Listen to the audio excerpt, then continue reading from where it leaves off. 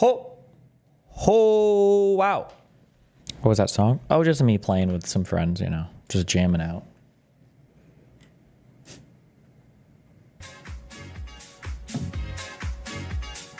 Okay. Okay, it kind of does. I can't even be mad at that. It kind of does.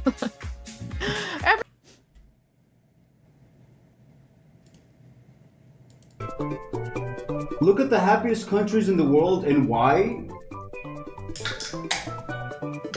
Finland. Why is that? Jesus.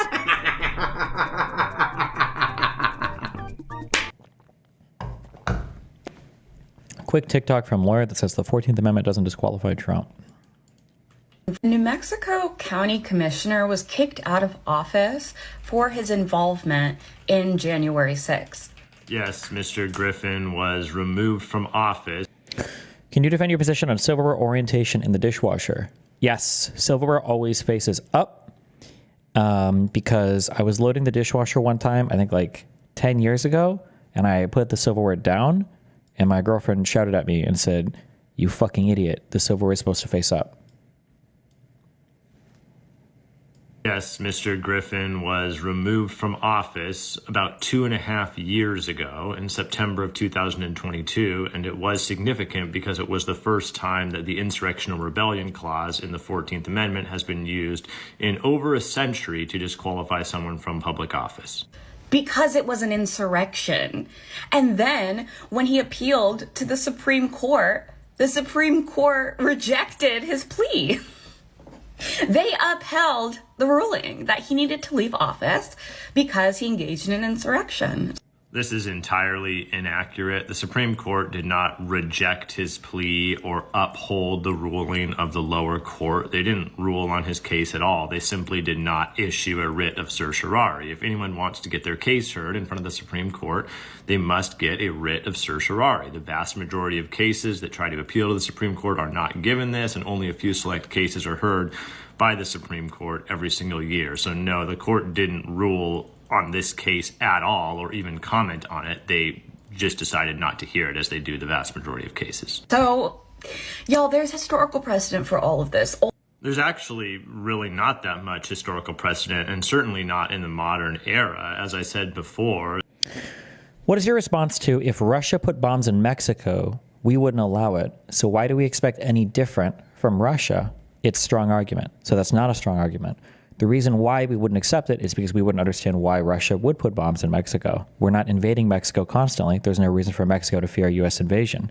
If the United States was invading its neighbors constantly and other countries decided to start reinforcing some of our neighbors, it would be more understandable why they would want to do that. The reason why people want reinforcement next to Russia is because if you don't have it, Russia will come and invade you.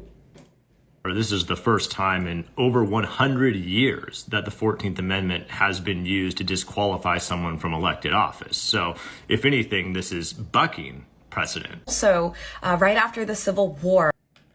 Precedent. So, if anything, this is bucking precedent. So, that is not true that it would be bucking precedent. It could just be an unprecedented situation. Doesn't mean you're going against precedent, but...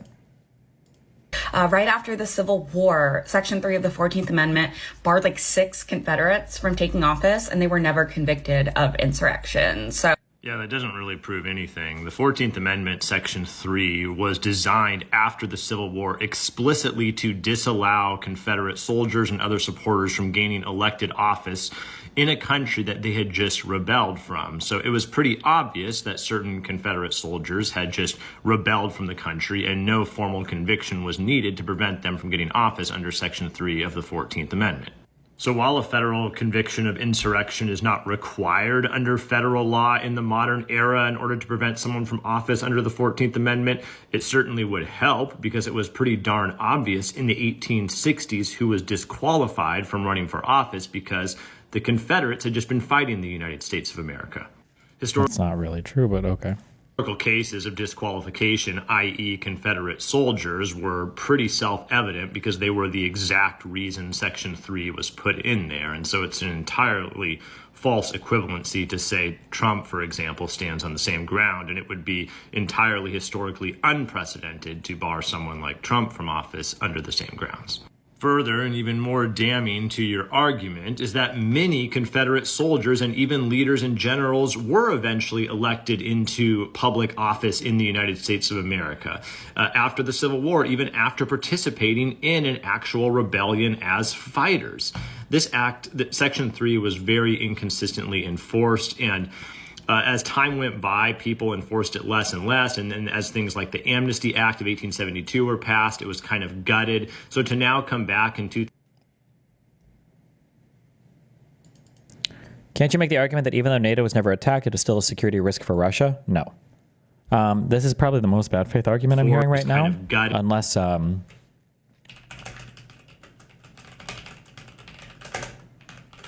this is boring. We don't have to go over all this shit again. But I believe that oh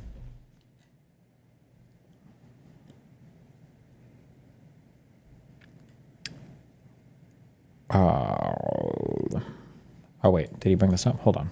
Amnesty Act of 1872 were passed, and as things like the Amnesty Act forced, and as time fighters, this act, Section 3, was very inconsistently enforced, and as time went by, people enforced it less and less. And then as things like the Amnesty Act of 1872 were passed, it was kind of gutted. So to now come back in 2000... The Amnesty Act did not gut the Section 3. Section 3 explicitly said... this is boring, sorry. Congress may vote by 2/3 of each house to remove such a disability.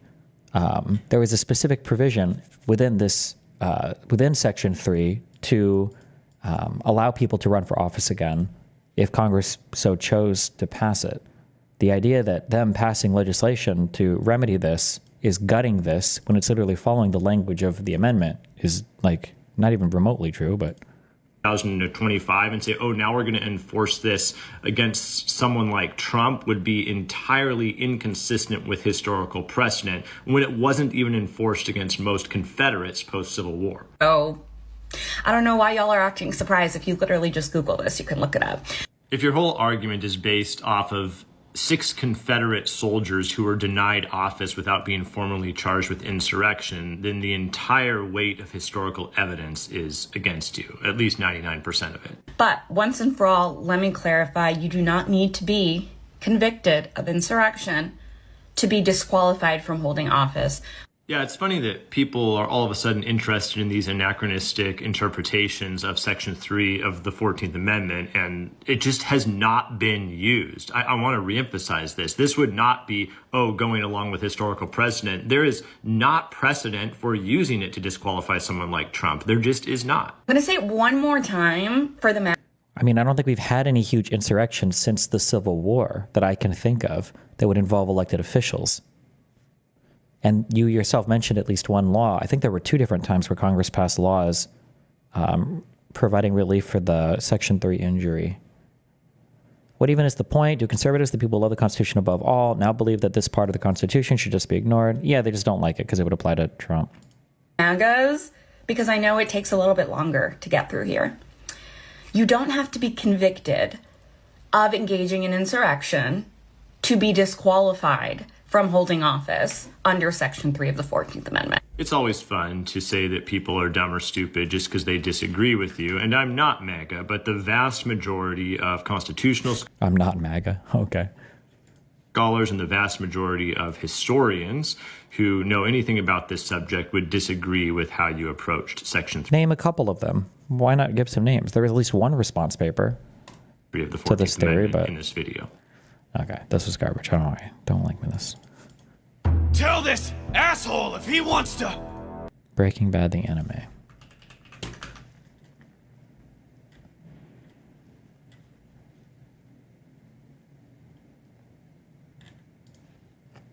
Hi, Emily, I love you. You know what's crazy, chat?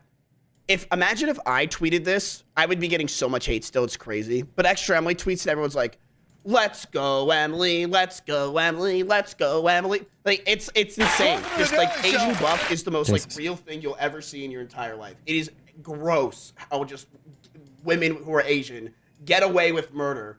And then I have to just sit here and be like, God, I fucking hate my job, I really do.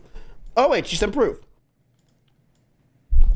For proof, I have attached a screenshot of the bank wire. The reason why it's not a full lump sum is because the amount agreed upon between me and my parents and I can't financially pay the whole thing right now, but we also have a system to set up for me to pay them in the future until it's all paid off. I am moving past the situation and will continue doing my streams and content. Way to shout yourself out in such a serious situation. Jesus. $46,966.86. What's such a specific number? Wait, is he actually mad about this?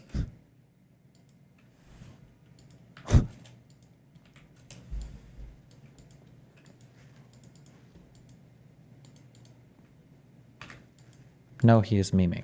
He's farming. Okay.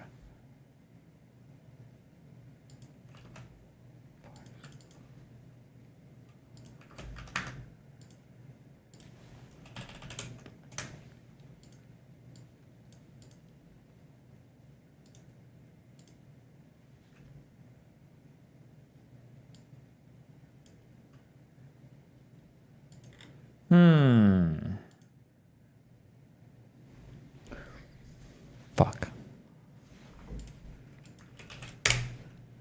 Here, watch this for a minute. Sorry, fuck. I'm trying to get these overlays working.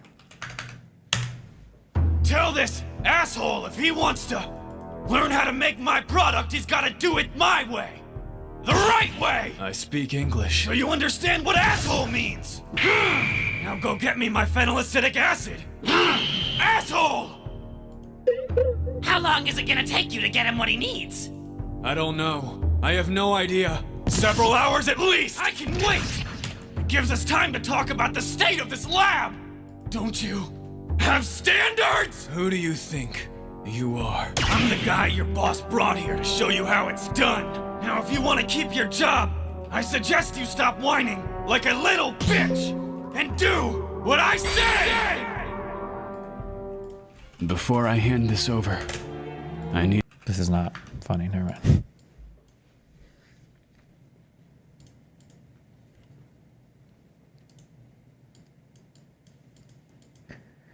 What is with Trump's sudden fixation on Greenland and the Panama Canal? Bro, you literally cannot predict what Trump will be fucking fixated on next. No one has any idea.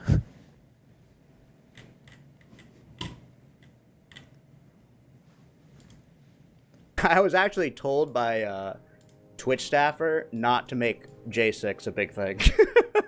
Okay, so you're getting... So this is not related to January 6th. I don't want to get in trouble.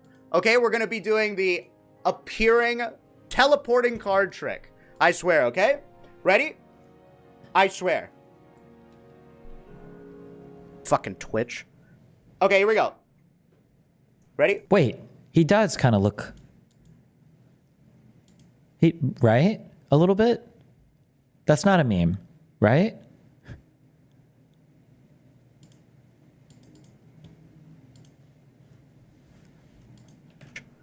Okay, here we go. Ready? 3, don't pretend like you don't see this. Ready? 3, 2, 1, and is this your card? I don't know where I'm at.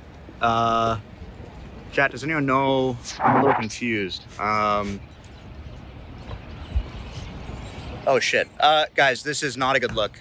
This was just supposed to be a card trick. I don't know what's happening, genuinely. Are there any mods in the chat? Maybe we can... Should we like end the stream or something? I need to get home. Okay.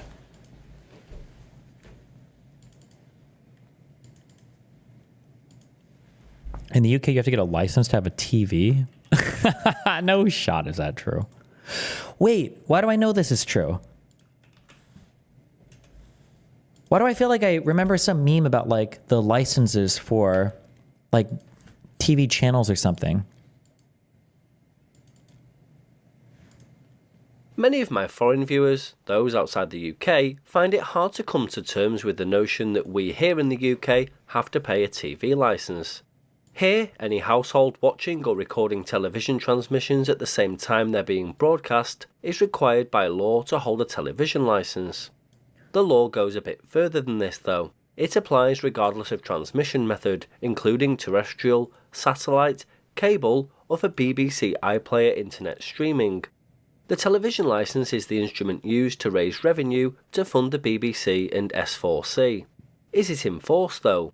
Well, yes it is, and many people have been taken to court both successfully and unsuccessfully and fined. There's a whole genre of online content on the topic and how to deal with the aptly nicknamed TV licence goons when they appear at your door, and today more and more people are cancelling their TV licence every day, in protest at the not so whiter than white BBC and this archaic and quite frankly ridiculous system.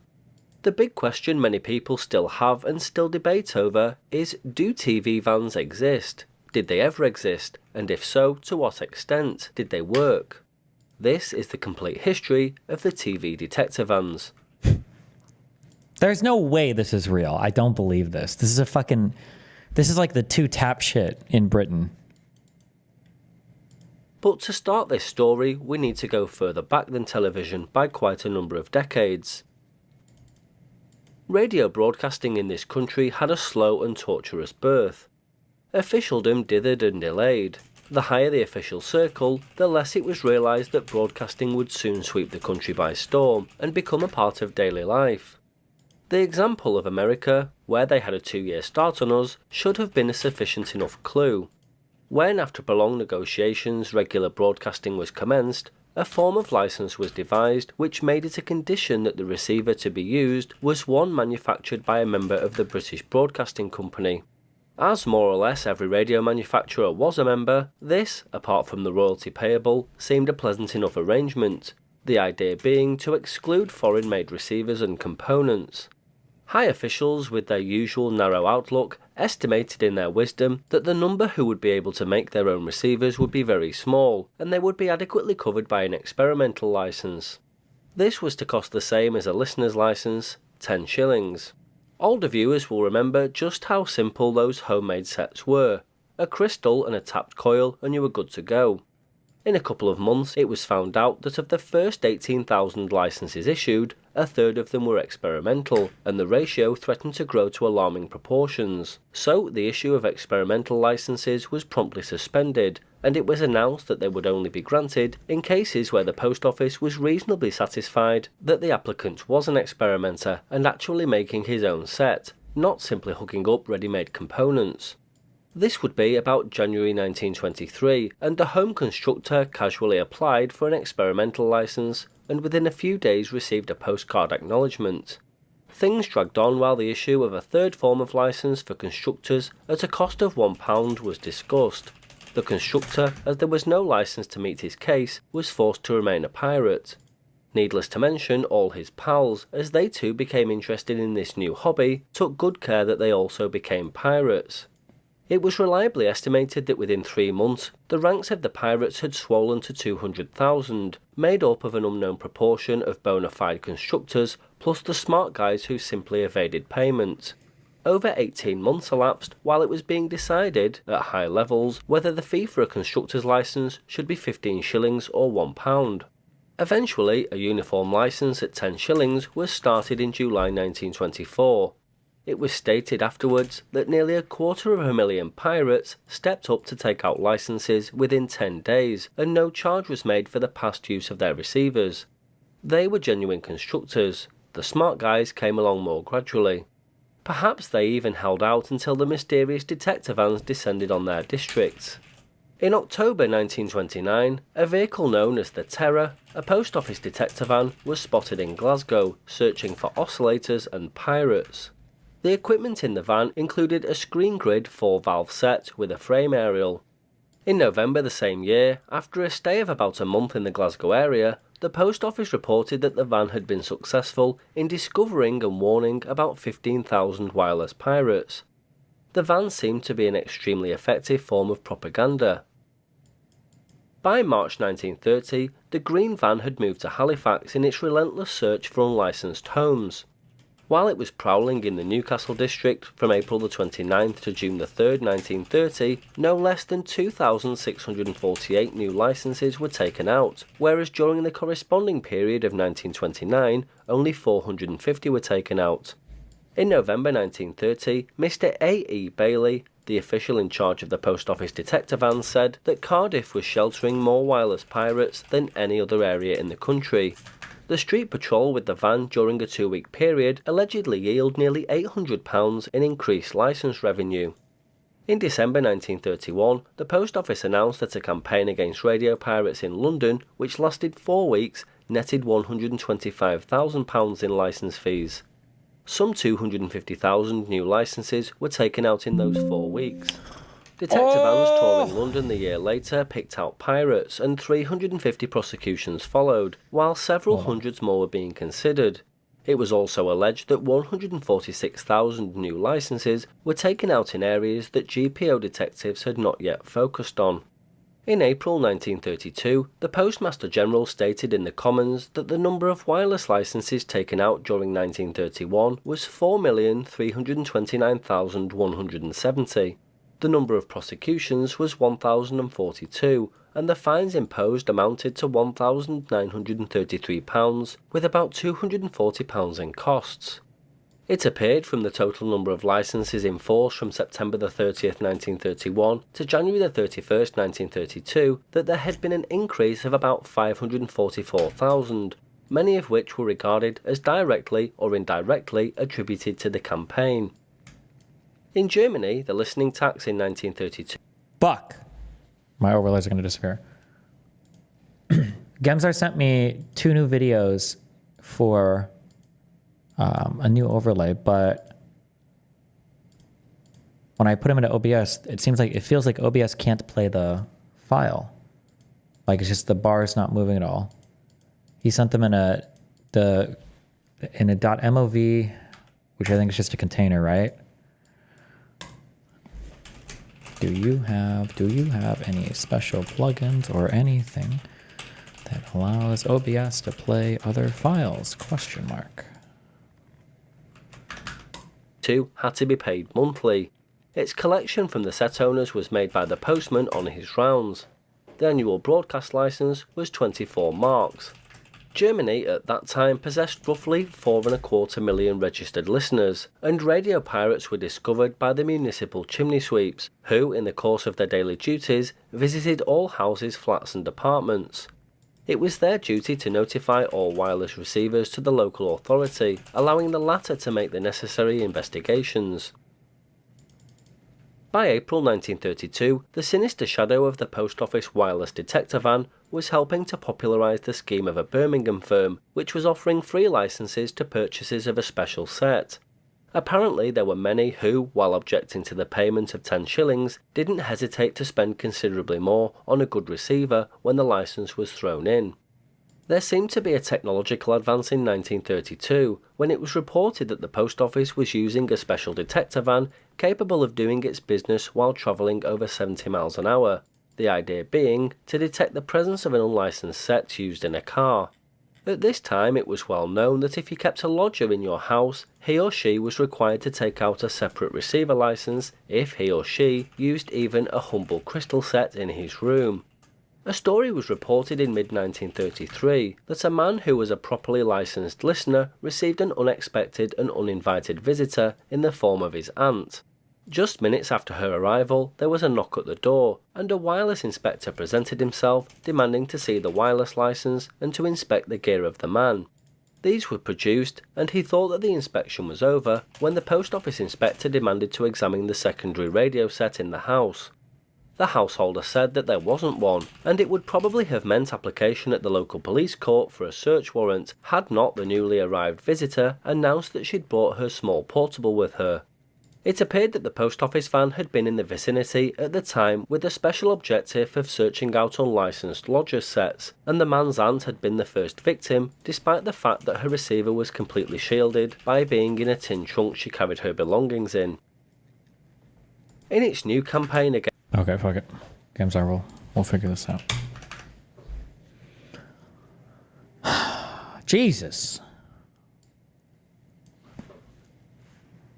Wait, hold on. Against unlicensed television viewers in 1952, the General Post Office began employing vans fitted with apparatus that could detect any ordinary television set in operation within a radius of about 100 feet. The van carried 3 horizontal loop aerials on its roof. They were fitted, one at the front and 2 at the rear, at the 3 corners of an L shape. By means of a switch, a sensitive receiver could be connected to any one of the aerials, and the receiver output operated a meter and loudspeaker. A normal television receiver at this time, using electromagnetic deflection, necessarily produced a strong magnetic field, varying at the line and frame scanning frequencies. It was impossible to confine this entirely within the receiver, but it fell off quite rapidly as the distance from it increased.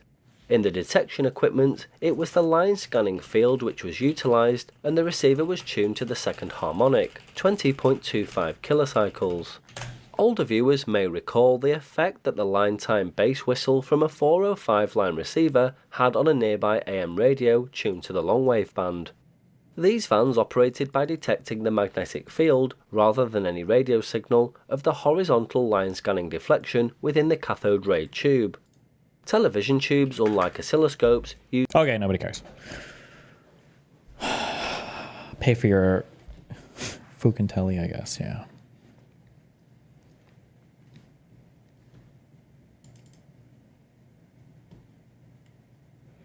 What's your opinion on the new congestion pricing that went into effect today? Oh, I think we already have this in places. Monday marks the first.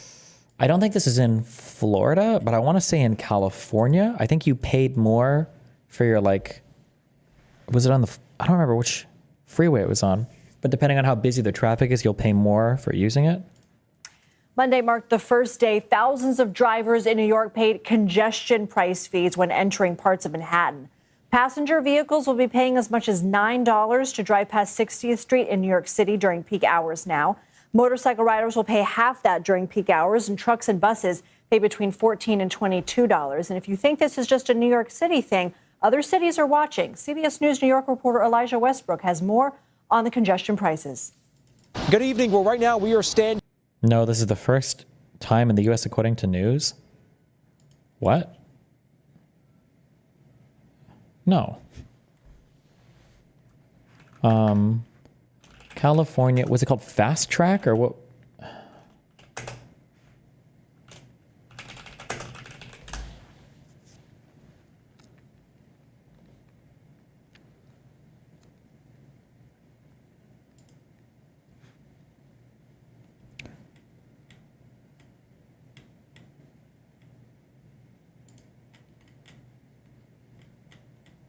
It's a joke.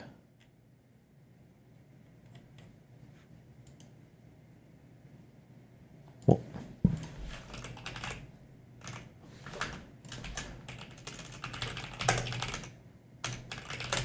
okay.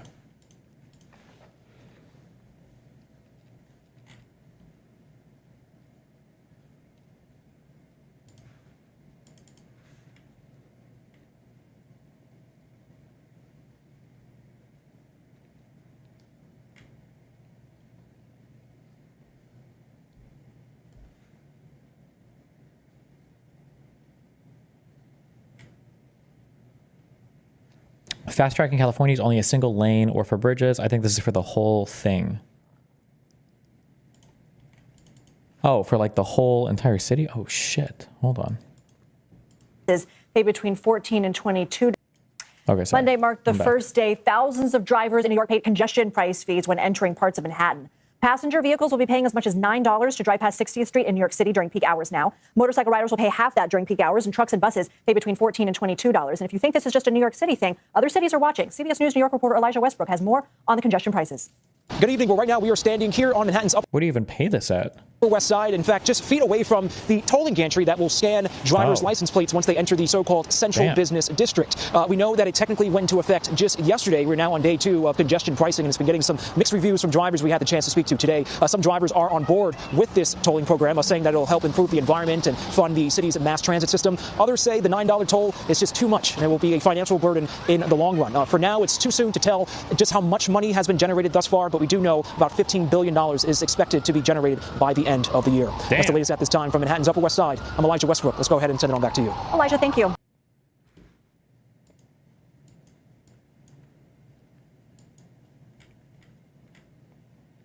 What's the issue?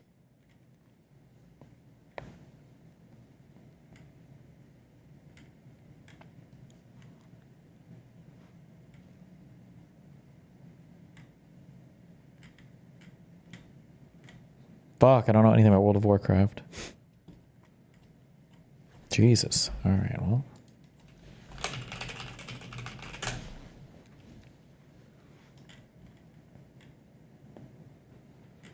Oh! Here, go gas this up.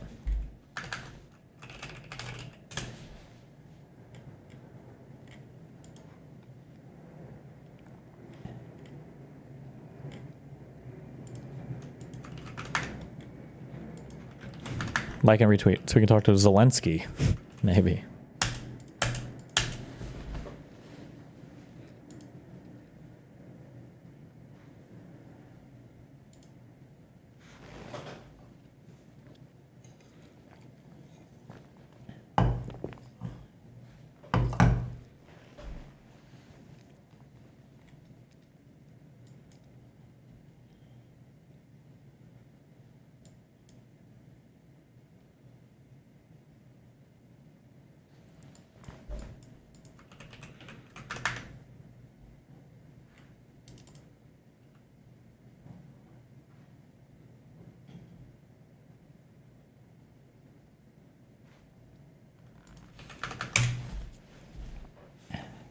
We're going to be changing the name of the Gulf of Mexico.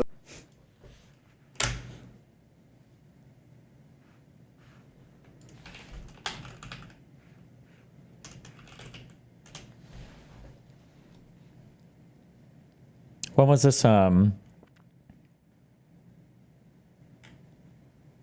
press briefing? Right here?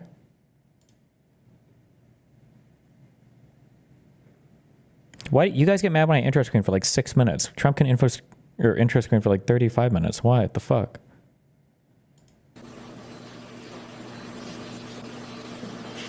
Good morning.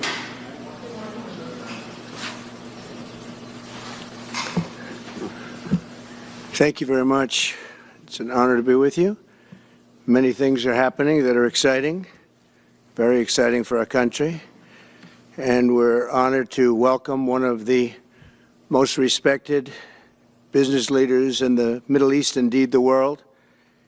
He's a founder and chairman of Damac Properties, Hussein Sajwani, very respected gentleman. And I'm thrilled to announce today that Damac will be investing at least $20 billion over a very short period of time into the United States, and they may go double or even somewhat more than double that amount of money. It's a great thing, and I believe he will say that he's doing it because of the fact that he was very inspired by the election. Okay. They wouldn't do it without that election, I can tell you. A lot of people wouldn't. You saw last week where we have somebody who's going to go from $100 to $200 billion. And we have many other people, and we'll be bringing some of them out. Why is he allowed to say that? Why is he allowed to just say someone? $100 billion. And we have That's a lot of money. Why not name? From $100 to $200 billion. And we have many other people, and we'll be bringing some of them out. Some of them like to do it somewhat more quietly, and some don't. And they feel so strongly about the country that they want to let people know about it. But it's an honor to have such a great investor investing in our country. The investment will support massive new data centers across the Midwest, the Sun Belt area, and also to keep America on the cutting edge of technology and artificial intelligence. He's very big into the data centers, and that's going to be a very hot item in the coming years, as you know, with AI. In particular, the first phase of the project will be in Texas, Arizona, Oklahoma, Louisiana, Ohio, Illinois, Michigan, and Indiana, those places. And Hussein, I'd love you to come up and say a few words. Thank you very much. Thank you. Thank you. Thank you, Mr. President. It's been amazing news for me and my family when he was elected in November. We've been waiting 4 years to increase our investments in U.S. to a very large amount of money. We are a company operating in more than 20 countries around the world. We have delivered more than 45,000 luxury units and another 45,000 in the pipeline. In data center, we are in 10 countries around the world, in Asia, Europe, and Middle East. And we're very, very excited now with his leadership. and his open strategy and policy to encourage businesses to come to U.S. For the last 4 years, we've been waiting for this moment, and we're planning to invest $20 billion and even more than that if the opportunity in the market allow us. But at the moment, we're planning $20 billion in data center, catering for the AI and cloud business for the hyperscalers. Fantastic. Thank you, Mr. Great President. honor. Thank you very much. Thank So God. nice. And that man knows what he's doing. He knows. So, Hussein, we're going to work with you and make sure everything goes smoothly. We have powers that haven't really been used in terms of environmental. If you invest over $1 billion in the United States, we're going to give expedited reviews to everybody because everyone's afraid they're going to come in and get caught in the quagmire, which is very prevalent in the United States, unfortunately, the quagmire of environmental and various other regulations and rules. And I made it a point of telling people if you invest $1 billion or more, and we'll do this for people with far less too, but we guarantee it. We're going to move them quickly through the environmental process. Sometimes people held up 12, 13, 14, 15 years. I saw it with plants in Louisiana where I got it approved in literally a week. They were through the review in 1 week after spending 14 and a half years trying to get it, and they were going nowhere. It was a terrible thing. So I've been a victim of that myself over the years, and I think I know all the games and all the tricks that are played, and much of it is just done to stop progress. So we're going to be helping you and everybody else that comes to the United States and wants to invest their money, that you don't get tied up for the rest of your life and you can't do anything. This commitment further underscores that many of the greatest business leaders on earth are seeing a very bright economic future for America since the election. As you know, a lot of positive things have happened. We are inheriting a difficult situation from the outgoing administration, and they're trying everything they can to make it more difficult. Inflation is continuing to rage, and interest rates are far too high.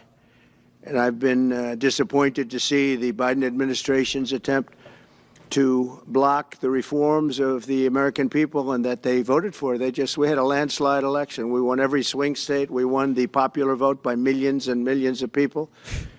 Nobody even knows how many people, millions. And they're still counting in some areas. You know, they're still counting the vote in some areas. Can you believe this?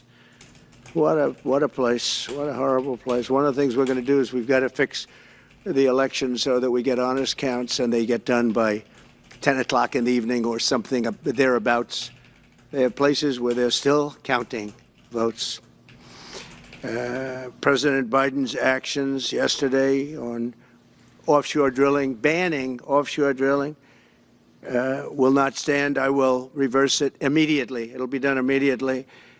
And we will drill, baby, drill. And we're going to be drilling in a lot of other locations, and the energy costs are going to come way down. They'll be brought down to. When does he say something new and like substantive rather than this like the most like the retarded sloganeering for like this is so boring.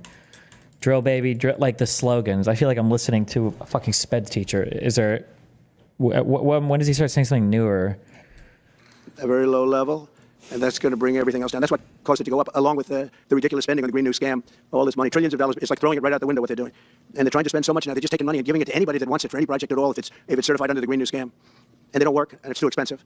And the Green New Deal. Okay. You know, they told me that we're going to do everything possible to make this transition to the new administration very smooth. It's not smooth because they're doing that. They're playing with the courts, as you know. They've been playing with the courts for 4 years. Probably got me more votes because I got the highest number of votes ever gotten by a Republican by far, actually, by a lot. And, you know, we had a great election, so I guess it didn't work. But even to this day, they're playing with the courts. They're friendly judges that like to try and make everybody happy on the Democrat side. It's called lawfare. It's called weaponization of justice, and it's happened at a level nobody's ever seen before. So many. I defeated deranged Jack Smith. He's a deranged individual. I guess he's on his way back to The Hague. And we won those cases. Those were the biggest ones.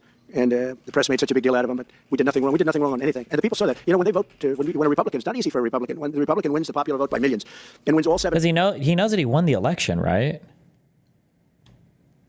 Like, why is he still crying like a little bitch? Why is he crying so much? Like he won. Why is he still running over all this same shit? Is it going to be like this for 4 years? Is him crying for the last 8 years or what?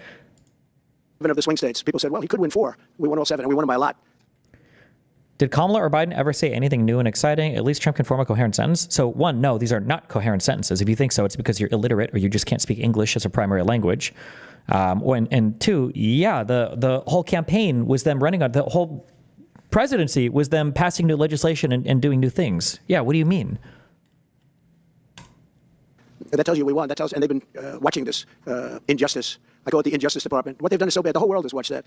And it took work, but it got me a lot of votes because when explained, I mean, we have a judge in New York who's a very crooked judge. I'm under a gag order. I can't even talk about aspects of the case that are the most vital aspects. I'm under a gag. Do you know that I'm the president-elect of the United States of America? I'm a former very successful president. We had the greatest economy in the history of our country. We had Is that gag order still active? Isn't the case over? That was sealed and beautiful. Everything was good. We had no wars. We defeated ISIS.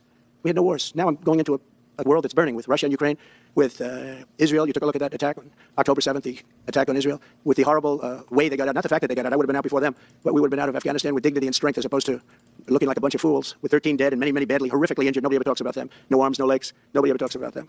The way they got out was outrageous, leaving billions of dollars of brand new military equipment that I bought in the hands of the Afghans and specifically the Taliban. It's the group. And we were doing very well. We would have been out. We would have been respected. I think it's one of the reasons it was so badly handled, that withdrawal, where people are jumping onto airplanes, falling off the sides of airplanes when they're 3,000 feet in the air. And nobody's ever seen anything like that, the worst. And because of that, I think Russia went and attacked Ukraine. When they saw that, they said, these guys are incompetent. They don't know what they're doing. But we know what we're doing now. And that's going to all end. And we have a great military. I defeated ISIS. As you know, we were in no wars. I just finished a couple. And we got also our soldiers guarding Syria and Turkey. We're in the middle. We had 5,000 soldiers. They would have been gobbled up with two armies. We had one army, 300,000. We had another one, 500,000 or 600,000. Getting ready. We had 5,000 people in the middle. I said to a general, how do 5,000 people do in that case? And the general just looked at me and said, not well, sir, not well. What is this? What is he talking about? What does he think? The Turkish and Syrian armies are going to go and kill all the U.S. troops? What is he even saying? Military. I defeated ISIS. As you know, we were in no wars. I just finished a couple. And we got also our soldiers guarding Syria and Turkey. We were in the middle. We had 5,000 soldiers. They would have been gobbled up with two armies. We had one army, 300,000. We had another one, 500,000 or 600,000. Getting ready. We had 5,000 people in the middle. I said to a general, how do 5,000 people do in that case? And the general just looked at me and said, not well, sir, not well. And I took him out. And you know what happened? Nothing. I got criticized. I saved 5,000 lives, actually. Oh, he's trying to make it seem like the Kurdish abandonment was nothing. That's what he's trying to redeem himself of right now, because he can't handle any L's whatsoever. There's nothing he's ever done wrong ever. Yeah, but which is true in his fan base's eyes as well, right? For the cult of Trump, he didn't do anything wrong. And we did a great job, and we're going to do an even better job because now we have a tremendous amount of experience. We have people that I can rely on. But the 625 million acres, people can't realize. It's like the whole ocean. Take an acre. You know, an acre, you have a house on a half an acre, on a quarter of an acre, or an acre. If you have an acre, you have a big deal. Now you multiply that by 625 million acres. It's like, feels like the whole ocean. And that's our strength, you know. People can say we manufacture, we don't manufacture. The thing we have oil and gas more than anybody in the world. And we're going to have more of it, too. But they took away 625 million acres of offshore drilling. Nobody else does that. And they think they have it, but we'll put it back. I'm going to put it back on day one. I'm going to have it revoked on day one. We'll go immediately if we need to. I don't think we should have to go to the courts. But if we do have to go to the courts, you know, they try to be sneaky. They go in and they say, remember, this is a man that said he wants the transition to be smooth. Well, you don't do the kind of things. You don't have a judge working real hard to try and embarrass you. Because I did nothing wrong. By the way, I did nothing, absolutely nothing wrong. If I did something wrong, I wouldn't be standing here right now because I've won all these cases. Nobody's ever won so many cases as I have against the Justice Department. Did he win any case? What did he win? He lost the New York one. They got the two federal ones dismissed. I don't know what the status is on the Georgia one. He lost the Eugene Carroll one. Smith had cases twice. All over the place. People were being subpoenaed. Lives were being ruined. They were spending everything they had, money. We were helping them out. We had to. They were subpoenaing people that had no idea what they were even talking about. That's a sick group of people. And it was all to influence the election. It was all a fight against a political opponent. We've never had that in this country. We have had that in certain countries. We've had that in third-tier countries. We've had that in banana republics, but we've never had that in a place like the United States. I don't even know if it's been on a small level. I'm sure it has been on a small level, but this was the largest level ever. They brought this moron out of The Hague. He's a mean guy. He's a mean, nasty guy. His picture was perfect because you look at his picture, you say, that's a bad guy with his robe, his purple robe. And he executes people. He shouldn't be allowed to execute people because he'll execute everybody. He's a nut job. But we won all of those cases with him. And, I don't know the judge in Florida, but we had a brilliant judge in Florida that saw right through it. And we won the case. She was a brilliant judge with great courage. You know, the left, as we call them, the radical left, they have a way, they play the ref. And they play it very hard. They play the ref. They go and say horrible things about judges and prosecutors. And some judges and prosecutors say, look, the only way I'm going to get these people off my back is to give victory to them. Remember, all the people, all the Lexes and the centrists that I talked to and everybody else that talks about how Biden's language was too divisive and all of this, none of them will call out the fact that Trump is just rattling off like a 2016 campaign speech. Like we're a decade in the past with all this random shit, but... They're playing the ref. I think it's illegal what they do. It's almost like talking. It's worse than talking to a judge. But the judge in Florida, Judge Cannon, was brilliant and tough, and she didn't stand for it. And I don't know her. And never met her until the case, and I don't believe I said even one word to her. She's literally a Trump administration appointee, but okay. But she was very, very strong and very, very brilliant, and her opinion was so brilliant that they dropped their appeal. They couldn't beat the appeal. So that's what we're up against. So they say we're going to have a smooth transition. All they do is talk. It's all talk. Everything they do is talk. We're going to have a smooth transition, and then they take 625 million acres, and they essentially landmark it so you can't ever drill there again. Well, we're going to be drilling soon. We're going to be opening up Anwar. We're going to be doing all sorts of things that nobody ever thought was even possible. But remember, and just to get off the subject, because I couldn't believe it when I heard it yesterday, I couldn't believe the size of it. I mean, you put down a map and put this up, it's just massive. And remember that that's worth probably, I mean, I've had estimates, $40 to $50 trillion. That's more than our national debt. Essentially, he's thrown it away. He's thrown it away. Wait, what is he? What? 50. I don't even know what he's talking about. That $50 trillion. So if we owe $35 trillion, he's taken $50 trillion of value and thrown it right out the window. We can't do that. Nobody can do that. One other thing he did yesterday, which was in many ways. For the oil is, that doesn't go right. Okay, never mind. Okay. It's worse. It's hard to believe it can be worse. He wants all gas heaters out of your homes and apartments. He wants them to be replaced by essentially electric heaters. I don't know what it is with electric. This guy loves electric. We're going to be ending the electric car mandate quickly, by the way. This guy loves electric. And we don't have enough electricity. And then we have AI where we need more. And he wants everybody to have an electric heater instead of a gas heater. Gas heater is much less expensive. The heat is much better. It's a much better heat. Why? True. Sometimes I feel electric heat, and it's just not as good as the heat of the gas. It's just one heat is real, and the other heat is just so much. It's such bad heat. As the expression goes, you don't itch. Does anybody have a heater where you go and you're scratching? And that's what they want you to have. They don't want you to have gas where you don't have the problems of the electric. And the source is plentiful. They're much cheaper to operate. They're much better. They work much better. They look much better. 60% of homes and apartments have gas heaters. He wants them all removed quickly. These people are crazy. There's something wrong with them. True. There's something wrong with them. They also want to go back, and they have already started that, to when you buy a faucet, no water comes out because they want to preserve. Even in areas that have so much water, you don't know what to do. It's called rain. It comes down from heaven. And they want to do, no water comes out of the shower. It goes drip, drip, drip. So what happens? You're in the shower 10 times as long, you know. No water comes out of the faucet. You want to wash your hands. They want to go back to even stronger than what they have right now. As you know, I ended that policy. You can have all the water you want. It makes no difference. It comes weird, especially in certain areas. We have so much water, we don't know what to do with it. But these are all things. They want very, very little water to go into your dishwasher, almost none. And you know what people do? They just keep pressing, keep it going. They end up using more water. Likewise, do you think he's ever used a dishwasher in his life? They keep pressing. What are you talking about? Wait, what? What is he even? Washing machines, they want in your washing machine to have very little water coming out of the washing machine. So when you wash your clothing, you have to wash it 4 times instead of once. You end up using more water.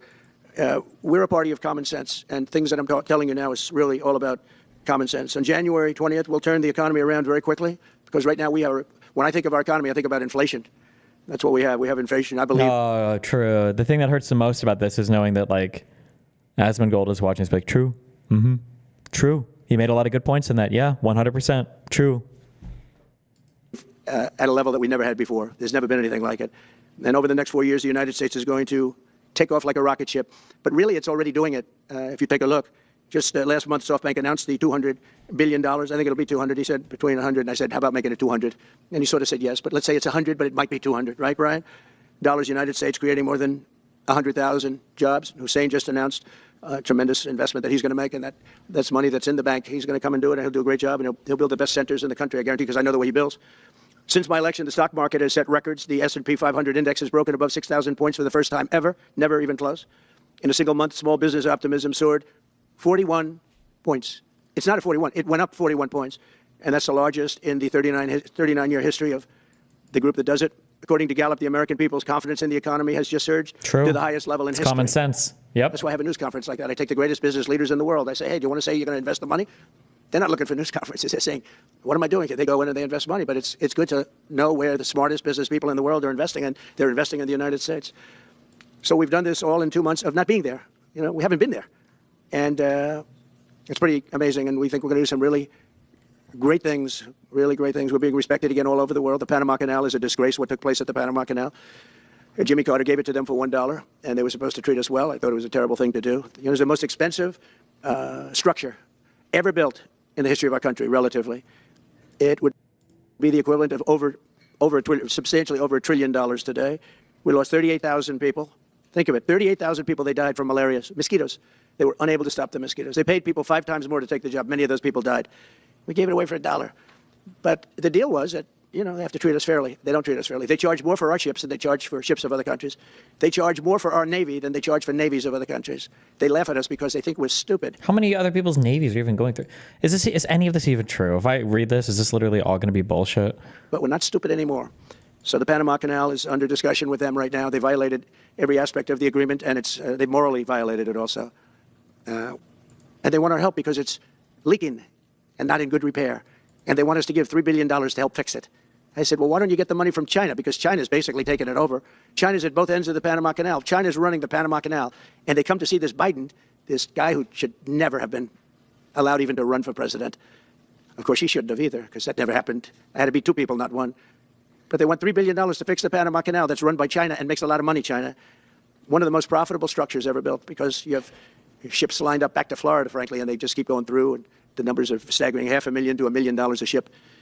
And they took it away from us, meaning we gave it to them for $1. But not going to happen. What they've done to us, they've overcharged our ships, overcharged our Navy. And then when they need repair money, they come to the United States to put it up. We get nothing. Those days are over. Working with the Republican majorities in Congress, we'll cut taxes, slash regulations, raise wages, and boost incomes at a pace the world has not seen before, and certainly not from our country.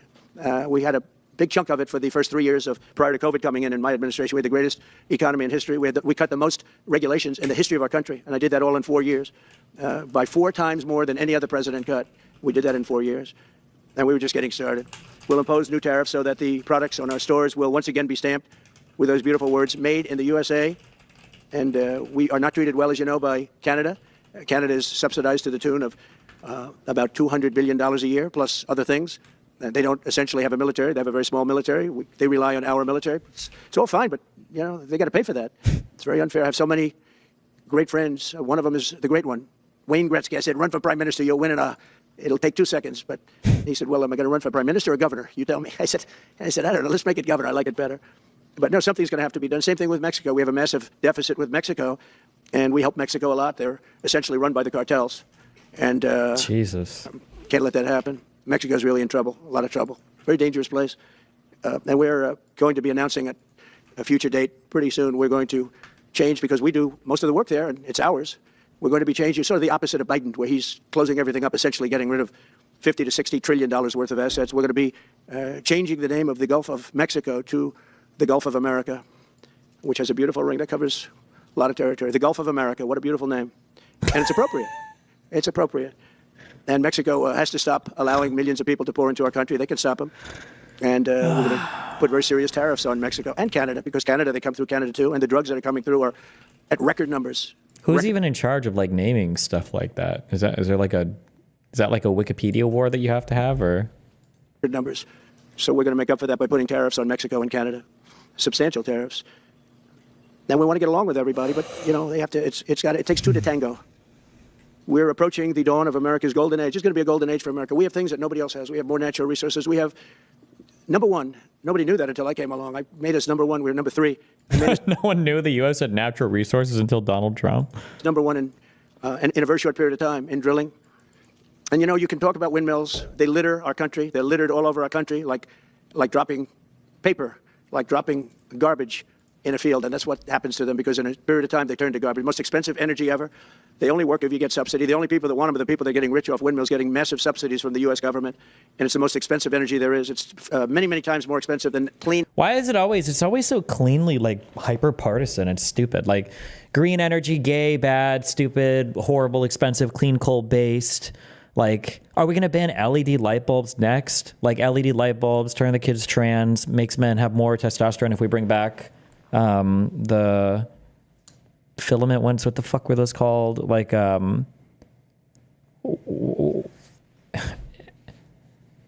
like it's so cringe. Natural gas. So we're going to try and have a policy where no windmills are being built, off the coast of New Jersey. Oh, incandescent. Should have never been allowed to run for president. That's a threat to domestic actors. Panama Canal, that's a threat to economic partners. Greenland, that's a threat to NATO partners. USA is no longer reliable. Yeah, you just figured that out. They want to build like 200 windmills. The people are going crazy. Nobody wants them, and they're very expensive. They don't work without subsidy. You don't want energy that needs subsidy. Energy is a good business. You don't need subsidy. But when you build these massive towers, and they're 25 stories tall, 40 stories, they have one 70 stories tall. The blades, they take 3 ships to ship them. It's crazy. They're dangerous. You see what's happening up in the Massachusetts area with the whales, where they had 2 whales wash ashore in, I think, a 17-year period. And now they had 14 this season. The windmills are driving the whales crazy, obviously. And they had actually over, I think, 125 or something over a number of years. And we don't want that to happen. It's a disaster. It's amazing the way a true environmentalist would say, oh, we love wind. It sounds good, but that's about where it ends. After 10 years, you have to redo them. And what happens is they don't do that. They let them stand and they rust, and they say, because of the environment, I'm not a believer in this, but they say you can, because it's a certain fiberglass, that the blades cannot be buried in earth. That's an environment. So what do you do with them? What do you do with them? And I don't know if you've ever gone to Palm Springs, California, or any of these places where you have long-term windmills standing. They're a disaster. They're rusting, rotting, closed, falling down. This is as you enter Palm Springs. And they put new ones next to them because nobody wants to take them down, because why should they take them down? It's very expensive to take them down. And you can't do anything with them because the blades, you can't bury them because of the environmental protection. We'll look at that. Doesn't make sense, but that's what they say. So we are at the beginning of a great, beautiful golden age of business. And I think we're also at a golden age of common sense, because everything I'm saying to you, from a simple water faucet that doesn't allow water to come out appropriately to all of the other elements of what we do and what we're going to do, to take $50 to $60 trillion off our country's balance sheet because some man that has no idea what he's doing, has no idea. You know it, I know it, the Democrats know it. What they did is a crime by allowing that to happen. And I'll bet you, if you asked him today, how much acreage did you submit? Essentially, did you destroy? You destroyed the economic viability of drilling in the ocean. And with AI coming along and all, a lot of people don't realize that AI is going to be a big thing, but you'll need double the electricity at least that we have right now. So right now we produce electricity. We need double the electricity. So let's kill all the green energy and bring back all the coal. Like, this is so stupid. Many, many different things. AI is a very big deal in terms of the future. China is already. And if you even think, I'm saying think, I know that's a hard thing to do. If you think about it, like technically, green things like solar would pair so well for AI too, right? Because it's not like you need you can run jobs and stuff while it's daytime, right? You don't need like a grid dynamically responding to your giant AI work overnight or something. Like it would theoretically, like, these energies even work well with these technologies. It's just he's so fucking stupid. Oh my God. Building electric facilities, big, bold electric facilities. And you know how they're being fired up? With coal. They're being fired up with coal. And we're going to build bigger and better ones. People like Hussein that are doing the same thing as he is. I bet they don't do it as well because I know how he does it, but they're doing a lot of things. The problem is they can't get their permits because I say build the plant with the building. So with the structure, build the plant, because if you're going to grids are old. So they said, that's a great idea. In other words, build your electric facility along. Are we just calling any kind of machine learning AI now? All machine learning and anything involving an algorithm, yes, is all AI now. Just like before, every single thing on the internet was the cloud and every single program was an algorithm. Now every single thing is AI, correct? Yes. Alongside of your plant. And you could have extra output if you want, because once you build it, you can make it larger pretty inexpensively. You could have extra output, which you'll sell to the public, but build it with the plant, and people are loving that idea. So we're going to have a lot of fun making America great again, and it's going to happen, I think, very, very quickly. It's already happened. So I would say this, and this has been pretty openly reported by the news. There's never been anything like what's happened since we won the election, a couple of months since we won the election. The whole perception of the whole world is different. People from other countries have called me. They said, thank you, thank you. The perception of the whole world is different. We're going to have to settle some big problems that are going on right now. We're going to have to settle up with Russia, Ukraine, that's a disaster. I look at numbers every week, the number of people being killed in that war. People don't know, mostly soldiers now. But the towns have been obliterated. This was a Biden fiasco that that should have never happened.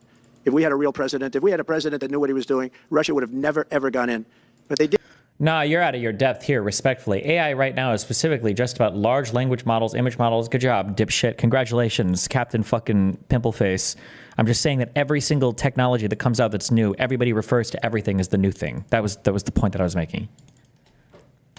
Did go in, and we have a mess. The cities are all blown up. The people have largely left. And the soldiers are killing each other at levels that haven't been seen since the Second World War. So we'll have to get that one straightened out, too. That's a tough one. Much tougher than it would have been before it started, I can tell you that. The deal could have been made just by an average deal maker. Deal could have been made on that. An average deal maker. What are these expressions? Was that ad-libbed, or did he tell his speech guy to write that put average deal maker? An average deal maker could have done this. So thank you all for coming. We'll take a couple of questions. Yeah. Go ahead, please. President, thank you. I wanted to touch on the world on fire that you mentioned, but let's start, if we could, with your references to Greenland and the Panama Canal, so forth. Can you assure the world that as you try to get control of these areas, you are not going to use military or economic coercion? No. And can you tell us a little bit about what your plan is? Are you going to negotiate a new treaty? Are you going to ask the Canadians to hold a vote? What is Who is this dipshit? Is he asking Trump for an actual plan? These areas, you are not going to use. Assure, if we could, with your references to Greenland and the Panama Canal, so forth. Can you assure the world that as you try to get control of these areas, you are not going to use military or economic coercion? No. And can you tell us a little bit about what your plan is? Are you going to negotiate a new treaty? Every plan is a mystery. All plans are mystery. He can't reveal anything ever. Everything is always a mystery at all points in time. Are you going to ask the Canadians to hold a vote? What is the strategy? Yeah, I can't assure you. You're talking about Panama and Greenland. No, I can't assure you on either of those two. But I can say this. We need He can't guarantee that the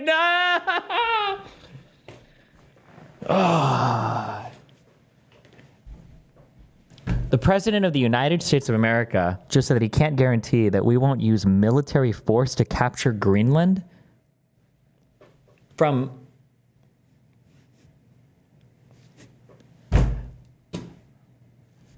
like, what the fuck are we even saying now?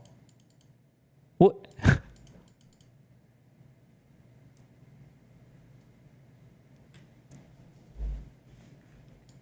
them for economic security. The Panama Canal was built for our military. Also, can somebody tell? I'm going to be honest. The only thing I know about Greenland is it's a really, really, really good territory to have in risk. Is there anything else that matters for Greenland? Like, why do we care about Greenland right now? Maritime trade. It's also good in Plague Inc. For all the bluster he's made about drill baby drill, why do you think he hasn't tried to connect Russian sanctions with America selling more energy to Europe? I don't know. North Pole resources. Makes us look bigger on the map.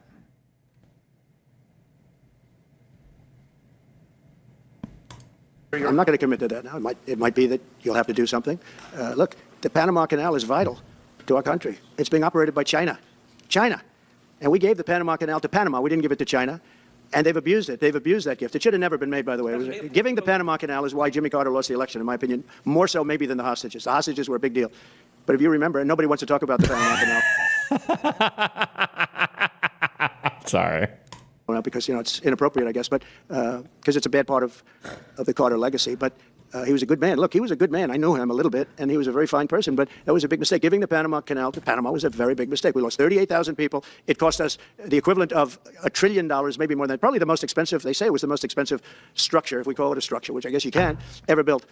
And giving that away was a horrible thing. And I believe that's why Jimmy Carter lost the election, even more so than the hostages. Those two things. Follow up on Ukraine and Iran, the two negotiations you'll be heading into. On Ukraine, you said just before it's a lot more complicated now. Much more complicated. Do you believe... Because it would have never started. Right, but it has started. Well, not only started, the cities are largely knocked down. So you've got what you've got. At this point, to hold on to leverage in dealing with President Putin, would you make a commitment to the Ukrainians that you will keep supporting them during the negotiations? Well, I wouldn't tell you if that were the case. He's not... This is like he's like uncovered so many cheat codes for being president. Like, speak vague shit, never any examples. And whenever anybody asks you a single plan about anything. You just say, well, I'm not going to say anything. I'm not going to tell you. I'm not going to say anything. I can't say anything about that. I can't talk about that. Meant to provide a security guarantee if they do enter into an armistice or a ceasefire along the lines of the French and the Germans. So, a big part of the problem was Russia for many, many years, long before Putin said Russia didn't respect us. Could never have NATO involved with Ukraine. Now, they've said that. That's been written in stone. And somewhere along the line, Biden said, no, they should be able to join NATO. Well, then... Oh, he's just making shit up again. Okay, cool. Russia has somebody right on their doorstep, and I could understand their feeling about that. But there were a lot of mistakes made in that negotiation. And when I heard the way that Biden was negotiating, I said, you're going to end up in a war. And it turned out to be a very bad war. And it could escalate. That war could escalate to be much worse than it is right now. They can never join NATO. Well, my view is that it was always understood. In fact, I believe that they had a deal.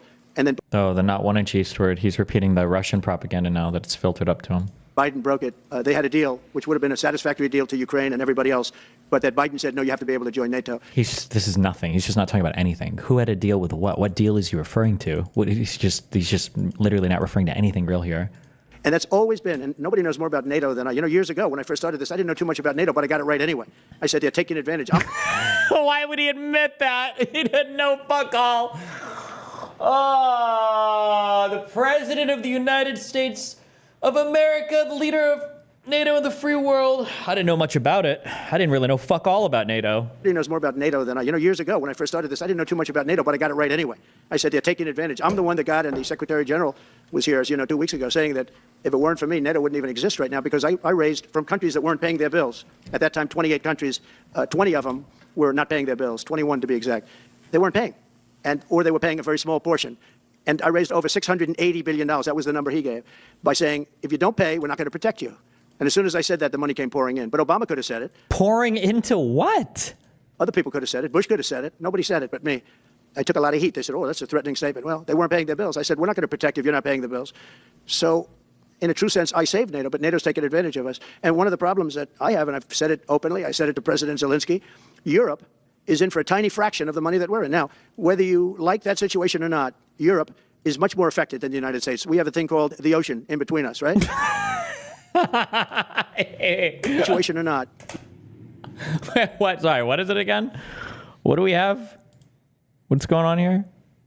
Europe is much more affected than the United States. We have a thing called the ocean in between us, right? The ocean. Why are we in for billions and billions of dollars more money than Europe? And they're a similar size, a little smaller, but they're a similar size economy as the United States when you add them up. And yet Europe is in for a small fraction of the number the United States is in. Now, Biden could have called them up during the term. That's what I did. I said, you have to pay your bills. And one stood up. I won't say who. You'll probably have it because the papers, the media hated to report on it. But a prime minister stood up from a country, a famous meeting of 28 nations with no press, no anybody in the room. He stood up. He says, does that mean if we don't pay our bill, and at that point it was 2%, it should be 5%. It should be 5%, not 2%.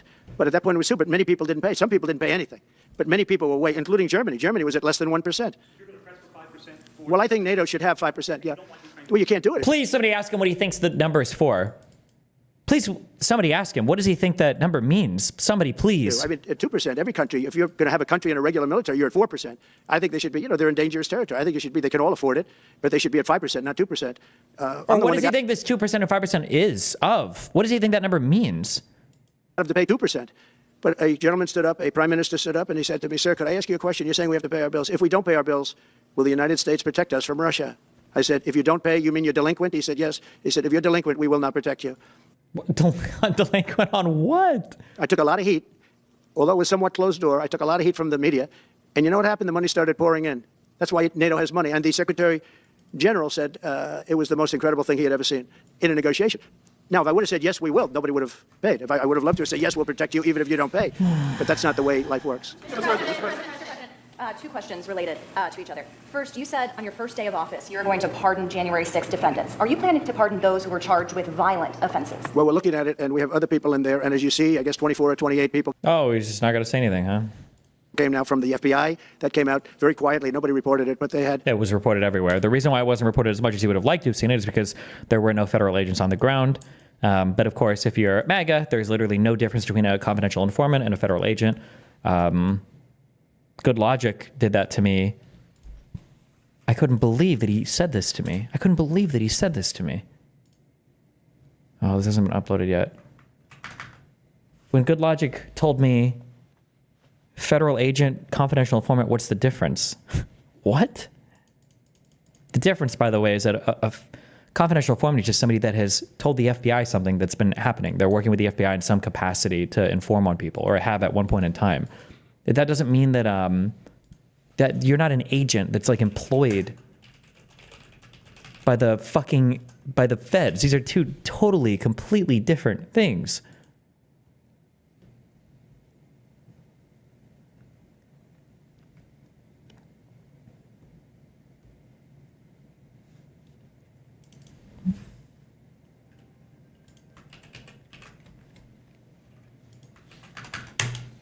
Do you see how convenient?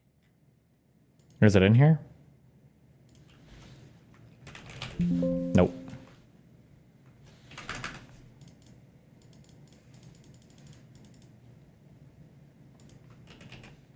Oh.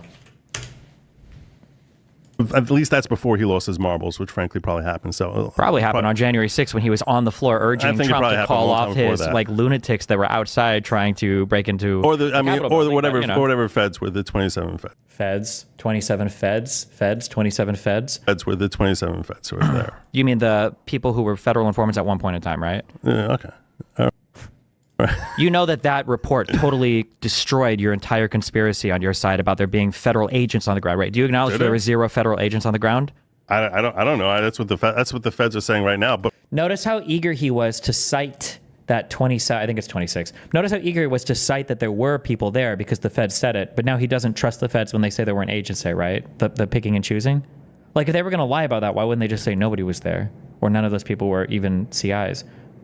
But my wait. So you acknowledge that report? You acknowledge there's 0 evidence that there were any federal agents on the ground whatsoever? My president. Wait. Do you acknowledge there was zero? There's President 0 evidence. Biden told me that I can't trust his DOJ. I can't. And then we meme. That's good because you don't trust President Biden. So you acknowledge that there's been no report, no evidence. There's 0 federal agents on the ground, right?